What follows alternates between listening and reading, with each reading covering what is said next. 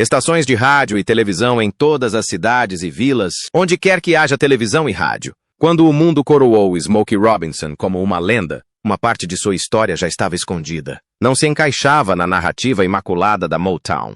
Envolvia lealdade, arrependimento e uma conexão que se recusava a ser categorizada de forma simples. Os dois cresceram juntos, ascenderam juntos e viram um movimento inteiro se formar ao seu redor. Para o público, eram colaboradores, amigos, símbolos de uma era. Nos bastidores, as coisas nunca foram tão simples. Ao longo dos anos, Smokey alternou entre evasivas e negação, nunca dizendo sim de imediato, mas também nunca dizendo não por completo. Agora, décadas depois, sem nada mais a proteger, ele finalmente deixa escapar uma verdade. E, ao fazer isso, ele confirma discretamente o que muitos suspeitavam, mas nunca conseguiram provar. A infância que moldou Smokey Robinson, nascido William Robinson Jr., em 19 de fevereiro de 1940, em Detroit. Ele cresceu em uma família operária onde o dinheiro era escasso, mas o amor nunca faltou. Mesmo assim, o amor não conseguiu manter tudo unido. Seus pais se divorciaram quando ele ainda era jovem, e pouco tempo depois, a vida o atingiu com ainda mais força. Com apenas 10 anos, ele perdeu a mãe. A partir desse momento, sua irmã mais velha assumiu a responsabilidade e se tornou sua cuidadora, e de muitas maneiras, seu porto seguro. A música tornou-se sua válvula de escape. Nos arredores de Detroit, ele cantava em grupos locais, encontrando conforto nas harmonias e melodias, enquanto o mundo ao seu redor continuava a mudar. Foi durante esses primeiros anos que as pessoas começaram a chamá-lo de Smokey, um nome que um dia ecoaria pelo mundo todo. Muitas pessoas presumiram que o apelido tinha algo a ver com a cor da sua pele, mas isso nunca foi verdade. O nome veio do seu padrinho e tio favorito, Claude. Quando criança, Robinson era obcecado por filmes de faroeste, e o tio Claude o levava ao cinema sempre que podia. Um dia, ele decidiu que seu sobrinho precisava de um nome de cowboy de verdade e o apelidou de Smokey Joe. Robinson gostou tanto que o nome se tornou parte de sua identidade. Ele se lembrou de que, desde os 3 anos de idade, sempre que alguém lhe perguntava o nome, ele nunca dizia William. Ele sempre dizia Smokey Joe. Quando fez uns 12 anos, deixou de usar o Joe e ficou só com Smokey. O apelido pegou. Alguns anos depois, ele formou seu primeiro grupo, os Matadors, que mais tarde ficariam conhecidos como The Miracles. Aquele apelido de infância, nascido nos cinemas e no amor familiar, acabou viajando muito além de Detroit e entrando para a história da música. Apesar dos rumores, Robinson sempre deixou claro que seu apelido não tinha nada a ver com a cor de sua pele. Ele ouviu a história. Entendeu por que as pessoas acreditavam nela, mas sempre a desmentia. O nome Smokey vinha da família, não da aparência. Por trás daquela voz suave e presença gentil, porém, havia uma história familiar marcada pelo medo, pela sobrevivência e pelas brutais realidades do racismo nos Estados Unidos. Robinson compartilharia mais tarde a história da infância de seu pai, que pintou um retrato assombroso do que as famílias negras sofreram no início do século XX. Seu pai, William Robinson Sr., nasceu em 1896 em Selma, Alabama. Com apenas 10 anos, ele já trabalhava, entregando jornais para ajudar a sustentar sua família, mas toda semana, um adolescente branco, 5 anos mais velho, roubava seu salário. Reclamar não era uma opção. Naquela época e naquele lugar, aquilo podia custar a vida. Então o garoto continuou trabalhando, sabendo que havia uma grande chance de seu dinheiro ser roubado no momento em que cruzasse o caminho daquele garoto. Ele pensou em contar aos irmãos mais velhos, mas o medo o impediu. Ele sabia que eles o protegeriam, e também sabia que esse tipo de proteção poderia atrair uma multidão até a porta deles. O risco não era apenas para ele, mas para todos que ele amava. Depois de 2 anos sendo roubado e humilhado, algo se quebrou dentro dele.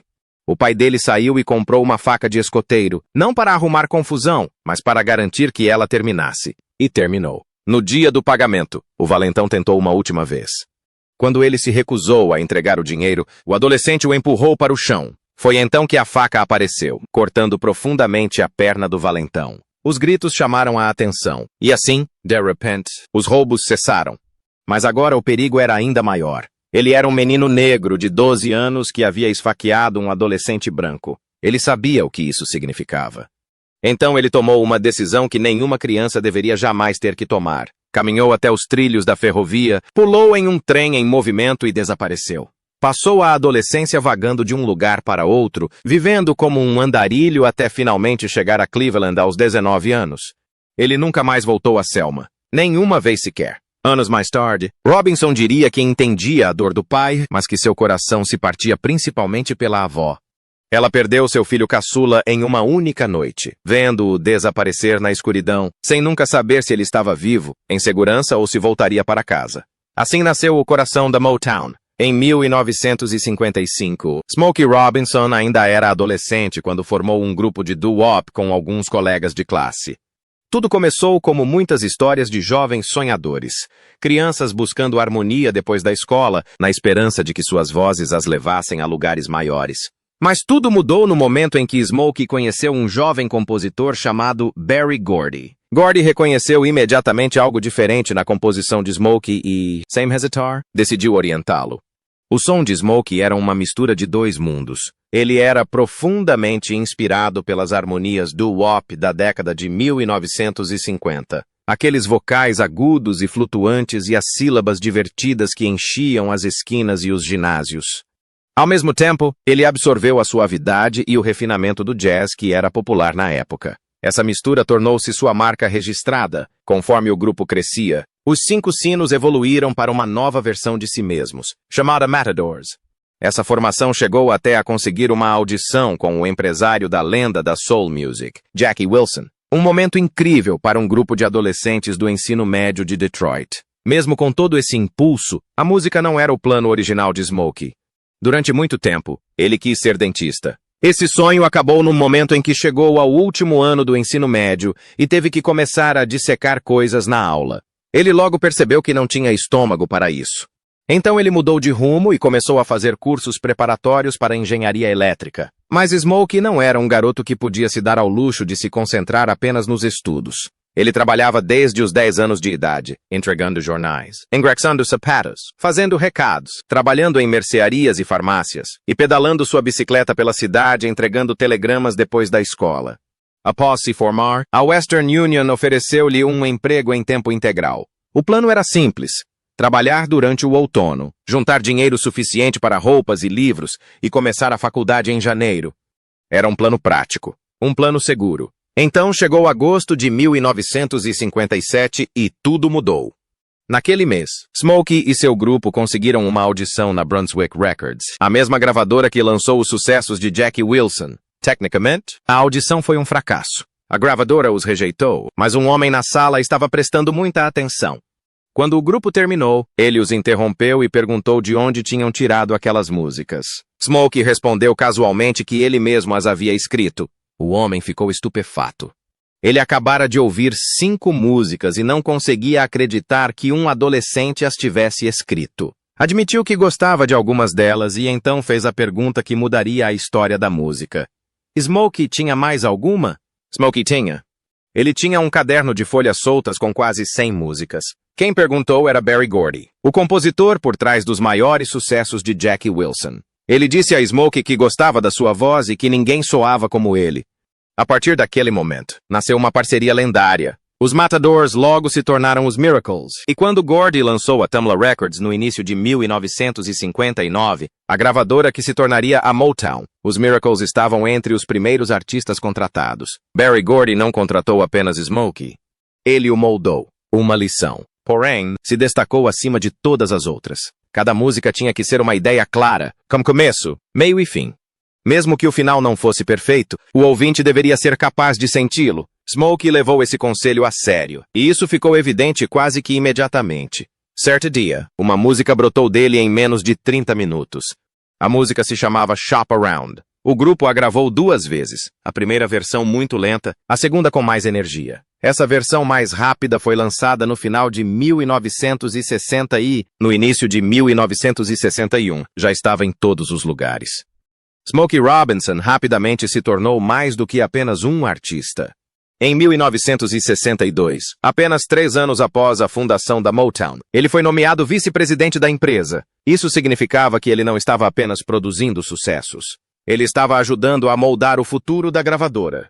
Uma dessas futuras estrelas entrou pela porta com apenas 11 anos de idade. Seu nome era Steve Lynn Morris. O mundo o conheceria mais tarde como Stevie Wonder. Quando Smokey perguntou ao garoto se ele sabia cantar, Steve respondeu com confiança que cantava melhor que Smokey. Essa confiança nunca se dissipou. Smokey sempre se lembrou dele como um garotinho impetuoso com uma presença imponente. Steve perdeu a visão devido a complicações decorrentes de seu nascimento prematuro, mas isso nunca o impediu de alcançar seus objetivos. Aos 10 anos, ele já dominava o piano, a gaita e a bateria, um verdadeiro prodígio. Quando Steve começou a compor suas próprias músicas, ele e o produtor Hank Cosby tiveram dificuldades para encontrar a letra certa para uma faixa instrumental. Eles a mostraram para Smokey em busca de ajuda. Assim que a música começou a tocar, Smokey achou que soava como um circo. Isso despertou uma velha ideia. A imagem de um palhaço sorrindo apesar da dor. Ele escreveu uma música sobre alguém que ri por fora, enquanto se desmorona silenciosamente por dentro. O resultado foram as lágrimas de um palhaço. Ironicamente, quando os Miracles a gravaram em 1967, a Motown não a considerou forte o suficiente para lançá-la como single. Ela permaneceu discretamente no álbum Make It Happen por anos. Uma joia escondida, conhecida apenas por fãs devotos, mesmo depois de Smokey ter se afastado da música em 1969 para se dedicar à família. Então, em 1970, algo inesperado aconteceu no Reino Unido. O movimento Northern Soul estava em plena ascensão e os DJs buscavam discos raros de soul americano.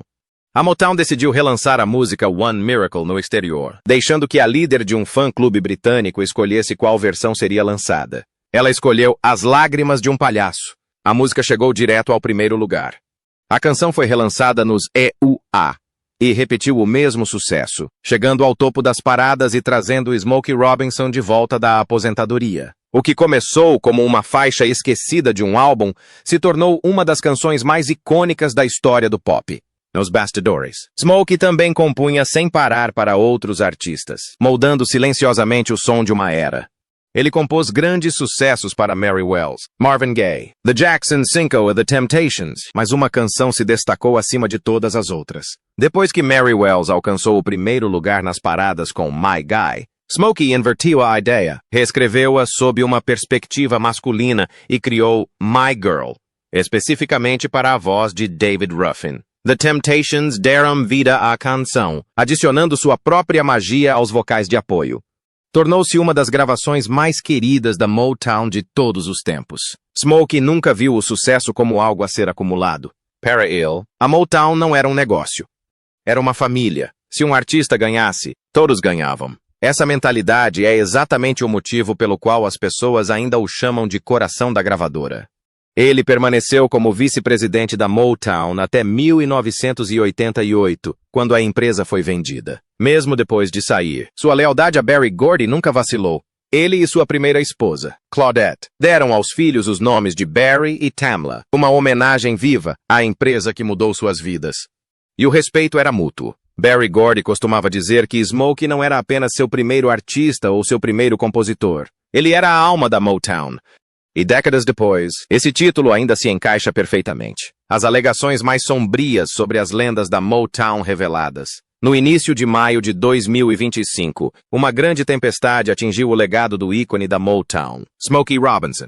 Em 7 de maio, 4 mulheres entraram com um processo no Tribunal Superior de Los Angeles, acusando o cantor de 85 anos de agressão sexual e um longo histórico de abusos. As alegações eram explosivas, incluindo acusações de agressão sexual, carcere privado, violência de gênero e ambiente de trabalho hostil. O processo também incluiu a esposa de Robinson, Frances, acusando-a de não ter intervido, apesar de supostamente ter conhecimento do comportamento dele.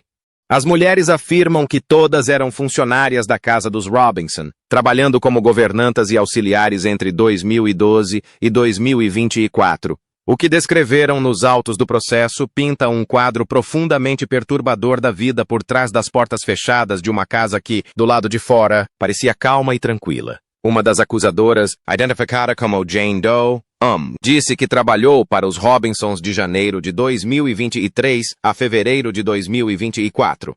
Segundo ela, a primeira agressão ocorreu poucos meses após o início do trabalho, em março de 2023.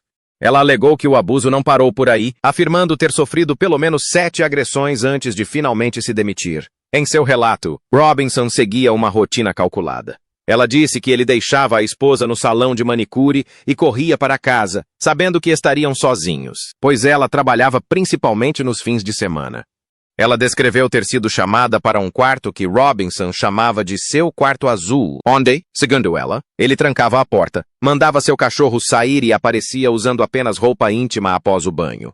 Ela alegou que ele colocava uma toalha na cama antes de agredi-la, um ato que ela descreve como violento e doloroso, e que ele nunca usou proteção. Jane Doe 2 contou uma história semelhante, embora a dela tenha se estendido por quase 6 anos.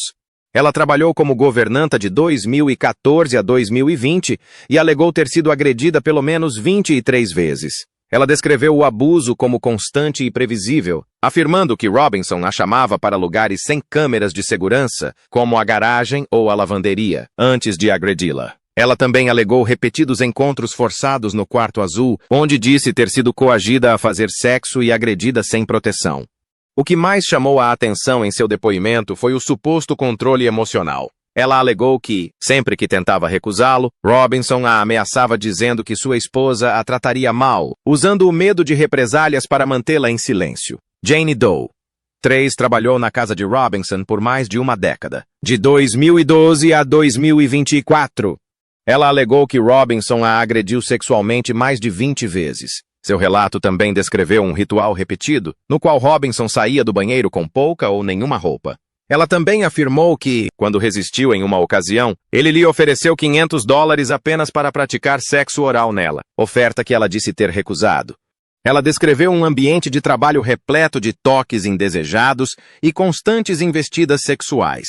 A quarta acusadora, Jane Doe 4, disse que trabalhou em estreita colaboração com a empresa por quase 18 anos. A partir de 2006, ela não era apenas governanta, mas também atuava como assistente pessoal, cozinheira e cabeleireira. Segundo ela, o abuso começou em 2007 durante uma viagem à casa de Robinson em Las Vegas, onde ela alega ter sido estuprada por ele. Ela afirmou que as agressões continuaram por anos, incluindo outro incidente em 2019, e ataques repetidos no quarto azul da casa principal. Ela disse que Robinson nunca usou proteção e descreveu sentir-se completamente humilhada após cada encontro. As mulheres justificaram seu silêncio alegando medo. Disseram que temiam perder seus empregos, serem humilhadas publicamente e enfrentar o peso emocional de se manifestarem contra uma lenda mundial da música. Além das acusações de agressão, elas também acusaram os Robinsons de violações trabalhistas, incluindo horas extras não pagas e negação de pausas adequadas para descanso. As acusações lançaram uma sombra pesada sobre uma carreira que antes parecia intocável. Por décadas, Smokey Robinson não foi apenas um cantor, ele foi um símbolo da própria Motown, um pioneiro que ajudou a moldar a música moderna. Mas, como muitas histórias antes dela, esta também levantou a mesma questão incômoda. O que realmente acontecia nos bastidores enquanto o público aplaudia? A equipe jurídica de Robinson reagiu imediatamente, classificando as acusações como vis e falsas. Seu advogado, Christopher Frost, descreveu o processo como uma extorsão e acusou os advogados dos demandantes de tentarem criar um circo midiático. Ele argumentou que as histórias estavam repletas de inconsistências e problemas de cronologia e pediu ao público que não as julgasse precipitadamente. O próprio Robinson abordou brevemente a situação em um telefonema para o Daily Mail, dizendo estar consternado com as acusações. O tabloide relatou que ele parecia indisposto e encerrou a ligação rapidamente, dizendo que não podia falar sobre o assunto. Inicialmente, o caso permaneceu na esfera civil. O Ministério Público do Condado de Los Angeles confirmou que nenhum processo criminal havia sido apresentado a eles, e o Departamento de Polícia de Los Angeles, LAPD, se recusou a comentar. Especialistas jurídicos explicaram que processos cíveis exigem apenas a comprovação de que as alegações são mais prováveis de serem verdadeiras do que falsas, enquanto processos criminais exigem provas além de qualquer dúvida razoável. A reação do público foi dividida. Alguns fãs expressaram choque e decepção, enquanto outros defenderam Robinson, dizendo que sua idade e saúde tornavam as alegações difíceis de acreditar. Ainda assim, o passado do cantor era complicado. Ele sempre foi aberto sobre suas lutas contra o vício e a infidelidade, e muitos fãs acreditaram em sua história de redenção pela fé. Para eles, ele era mais do que um artista. Era um sobrevivente, uma lenda e um pioneiro. Apenas 2 dias após a abertura do processo, Robinson retornou ao palco do Beau Rivage Theater, no Mississippi. Ele não mencionou as acusações uma única vez. Em vez disso, mergulhou na nostalgia, brincando com os fãs e contando histórias dos tempos áureos da Motown. A plateia cantou junto, riu e aplaudiu. Ao final da noite, ele deixou o palco sob uma ovação de pé, como se o mundo exterior tivesse desaparecido por um instante. Então, a história tomou outro rumo.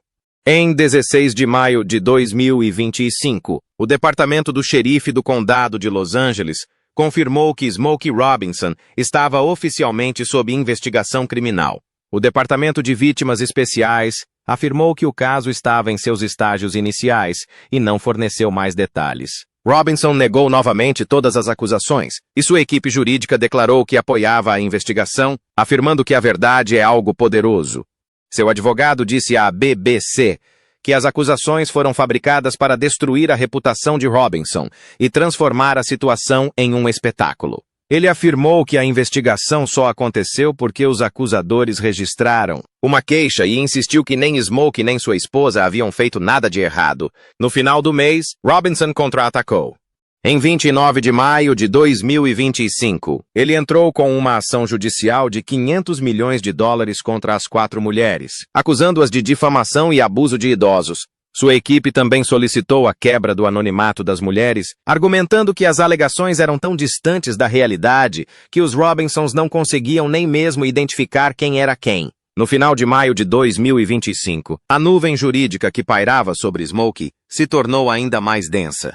Em 31 de maio, veio à tona a notícia de que mais uma acusação de agressão sexual havia surgido, somando-se à crescente lista de denúncias que já ameaçavam remodelar seu legado. Esse novo desenvolvimento ocorreu poucas semanas depois de Robinson e sua esposa terem sido acusados de estupro por 4 ex-empregadas domésticas, mas também reabriu um capítulo do passado cuja existência muitos desconheciam. De acordo com o Ministério Público do Condado de Los Angeles, seus arquivos mostram que Robinson foi alvo de uma acusação de agressão sexual em 2015.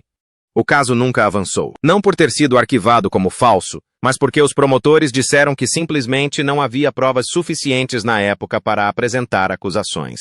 O gabinete confirmou que a denúncia havia sido apresentada pelo Departamento do Xerife do Condado de Los Angeles, mas se recusou a compartilhar mais detalhes, explicando que uma investigação ativa relacionada às novas acusações ainda está em andamento. Enquanto o público tentava acompanhar as últimas reviravoltas, a história tomou outro rumo em novembro de 2025. Apenas 6 meses depois de 4 ex-funcionárias terem entrado com um processo de $50 milhões contra Robinson, mais 2 acusadoras se apresentaram com alegações de agressão sexual. As mulheres que entraram com o processo inicialmente de forma anônima em maio, retornaram ao tribunal em 14 de novembro com uma moção para ampliar o caso, solicitando a inclusão oficial de 2 novas supostas vítimas, um homem e uma mulher. Ambos alegaram que Robinson tentou forçá-los a tocá-lo de forma inapropriada e, com essa petição, o processo passou de 4 para 6 vozes, cada uma relatando um padrão de comportamento semelhante. A equipe jurídica de Robinson respondeu quase imediatamente. Seu advogado, Christopher Frost, divulgou um comunicado classificando o processo como uma tentativa organizada de extorsão financeira com o objetivo de explorar um ícone da música já idoso. Ele acusou os acusadores e seus advogados de se esconderem atrás do anonimato, enquanto buscavam atenção global, insistindo que as alegações eram falsas e que a verdade acabaria por expor seus motivos financeiros. Documentos judiciais analisados pela revista People revelaram novas e perturbadoras alegações de uma mulher identificada como Jane Doe 5. Ela afirmou ter trabalhado como governanta para Robinson intermitentemente entre 2005 e 2011 e descreveu o assédio durante esses anos como constante. Segundo seu relato, Robinson repetidamente agarrava sua mão e tentava forçá-la a tocá-lo, às vezes mais de 10 vezes. Ela também alegou que ele a chamava regularmente para o banheiro enquanto tomava banho e pedia que ela esfregasse suas costas. Ela afirmou que Robinson tocou seus seios diversas vezes, uma experiência que, segundo ela, foi tão traumática que a levou a se submeter a uma cirurgia de redução de mama em 2015. Suas acusações não pararam por aí. Ela também mencionou a esposa dele, Frances, acusando-a de criar um ambiente de trabalho hostil e de usar linguagem racista contra ela enquanto trabalhava na casa deles. A petição também incluiu alegações de um homem identificado como John Doe 1. Ele disse que começou a trabalhar para os Robinsons em 2013, principalmente fazendo a limpeza detalhada dos carros deles. Segundo o processo, Robinson se expunha na frente dele e se tocava na sua presença. Ele alegou que o comportamento se intensificou em 2022, quando Robinson tentou forçá-lo a tocar seu pênis. Após esse incidente, ele afirma ter sido demitido, mas cerca de um ano depois, Frances o teria contatado e pedido que retornasse ao trabalho. Ele denunciou, mas alega que o assédio continuou. O processo descreve um ciclo de medo, humilhação e sofrimento emocional que o deixou constantemente preocupado com sua segurança e dignidade. O advogado do autor, John Harris, elogiou as duas novas acusadoras por terem se manifestado, chamando a decisão delas de corajosa e prometendo lutar com afinco para garantir justiça para elas. Ele também argumentou que esses novos relatos não eram aleatórios nem isolados. De acordo com a petição, as histórias espelhavam quase exatamente as acusações anteriores, com os mesmos locais, o mesmo período e a mesma conduta alegada. Devido a essas semelhanças, a equipe jurídica pediu ao tribunal que permitisse a expansão do caso para incluir as novas alegações. Em dezembro de 2025, o caso tomou um rumo inesperado. Robinson entrou com uma nova ação judicial, acusando uma de suas acusadoras de invadir sua propriedade. Segundo o processo, a mulher teria usado uma chave antiga em 22 de novembro para entrar em um depósito em sua propriedade e retirar diversos pertences pessoais. Robinson alegou que todo o incidente foi registrado por câmeras de segurança, mostrando a mulher carregando caixas de pertences em um carro e saindo com outras duas pessoas. O processo argumentava que, embora ela pudesse ter tido acesso a uma chave durante seu emprego, não tinha mais o direito legal de estar na propriedade, muito menos de levar qualquer coisa. Como resultado, a família Robinson solicitou ao tribunal uma ordem de restrição de emergência, exigindo a devolução dos itens, a entrega de quaisquer chaves antigas e uma ordem judicial obrigando a mulher a manter-se a pelo menos 100 metros de distância da propriedade. A mulher mencionada no processo é uma das 4 ex-empregadas domésticas que processaram Robinson em maio.